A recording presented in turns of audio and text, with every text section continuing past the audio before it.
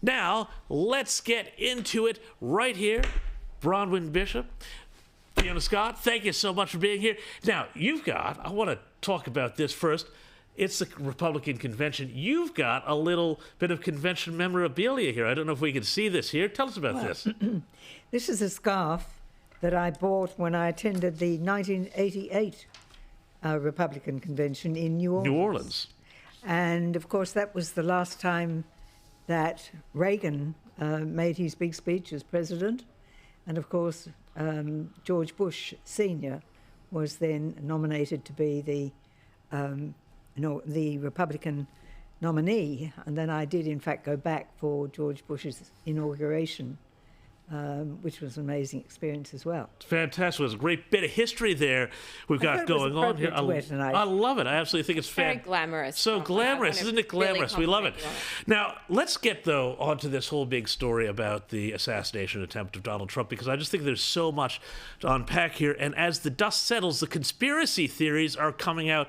As always, prominent American attorney Jonathan Turley has written a column this week saying that a Virginia professor named Sethunya Makoko has explained that the attempted assassination of Donald Trump was nothing but a ploy to get the votes of idiots. Now, Bronwyn, if we're buying this conspiracy theory that's being pushed by an American academic, and I'll tell you what, this professor's not alone. I'm seeing this sort of thing all over Twitter. This means that the Trump campaign and the Secret Service allowed a student from a high school to fire multiple rounds at the president in hopes it would miss him. Does this sound at all plausible to you? No, but these are the sort of people who probably believed that there was no moon landing either. So, they've got their own fantasies. But there are other stories coming out from the other side of opposing those views, that maybe that there was some inside job.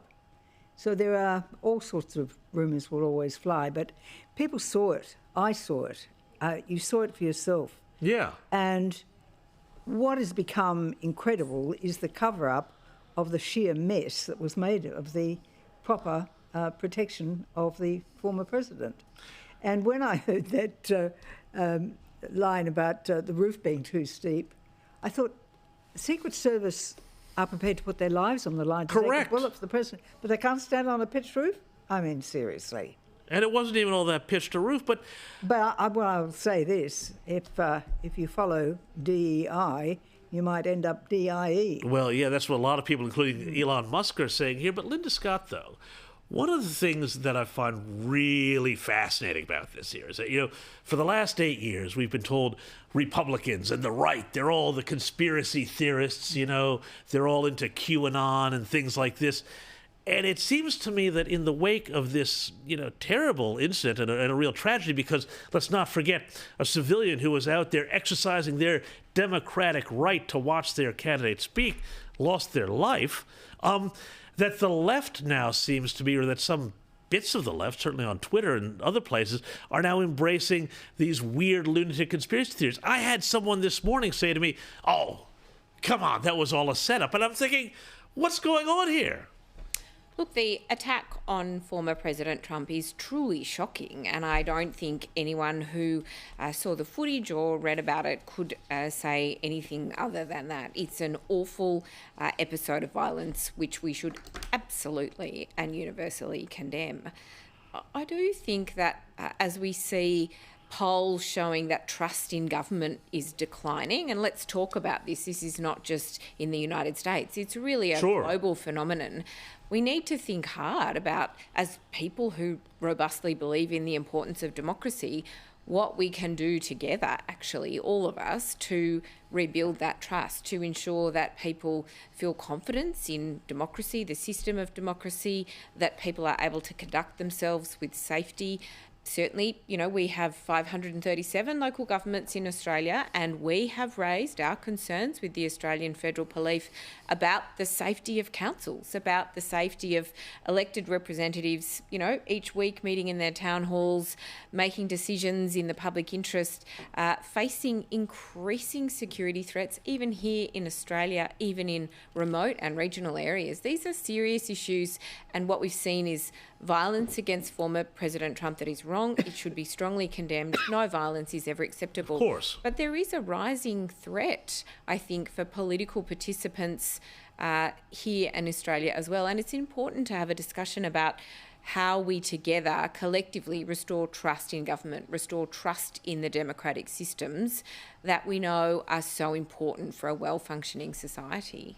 Yeah, well, look, I mean, I think there's a lot to what you have to say, but I mean, Bronwyn, another element to this is that apparently this was Trump's security team that had been stepped up as a result of threats from Iran, and apparently this was their stepped up team. So I mean, if this is their stepped up team, I don't know what the sort of the B team would look like. But just to Linda's point, when you were an MP, how did you find security? Did you find yourself ever feeling yourself under threat? And what do you think about some recommendations from people like Mike Pizzula that actually we need to come back and look harder at security and refresh it? I think Mike Pizzula was correct. There is a need to look again.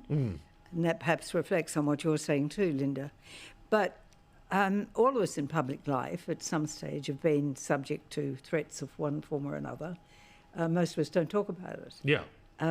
But as Speaker, I was responsible for looking at the security of Parliament House. And that has enormous problems because of the nature of the building. Yeah.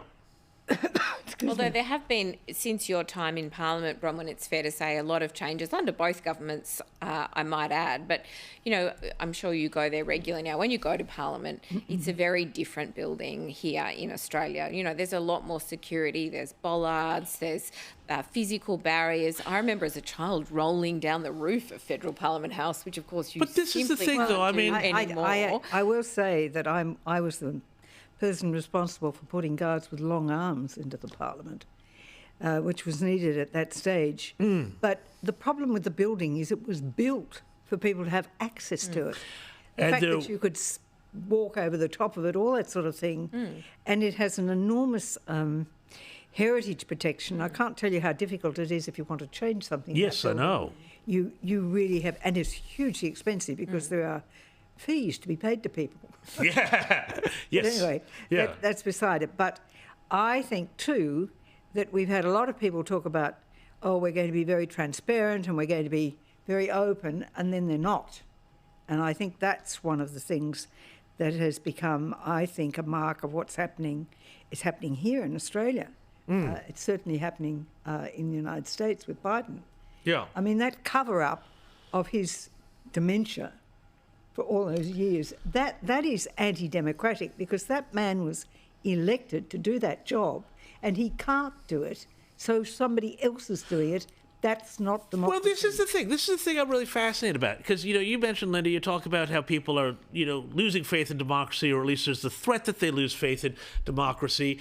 Where does that come from? What do you fix it? Because, you know, that's a great point. Because we don't trust the White House now. We don't trust anybody if they won't come clean about something that we see with our own eyes. You know, a lot of people were put off by the way COVID was dealt with and the way a lot of things that were, they said A and actually B, which everybody's saying was misinformation, actually turned out to be true. What do you do to shore things up after things like that? Well, I think, again, globally during COVID, no matter how governments handled this, we saw a sharp decline in people's trust in government. And I think that is a worry. I think it is important that governments are more transparent. And again, I say this in a very bipartisan way. But it is important for them to do that. And it is important for governments to show integrity, to do everything that we possibly can to restore trust in government and trust in democracy. If you look at the long-term polls, even just in Australia, you'll find that local governments are in fact the most trusted level of government because we're Not mine. Not mine. Not mine. You can all take views. Again, there's 537 councils, but we're very close to our communities. The CEO of our council is paid over $700,000. That is not right. All right. Well, we're very close to our communities. We're very accessible. If someone wants to talk to me about a local issue, I can't tell you how many times I've just had a knock at my home door, or as I'm, walking my children to school, stopped in the street to be asked about something. I mean, I do think that that accessibility, people see that you're human in local government, and they have a lot of engagement. Well, leads to higher levels of trust. That still happens to me in the supermarket.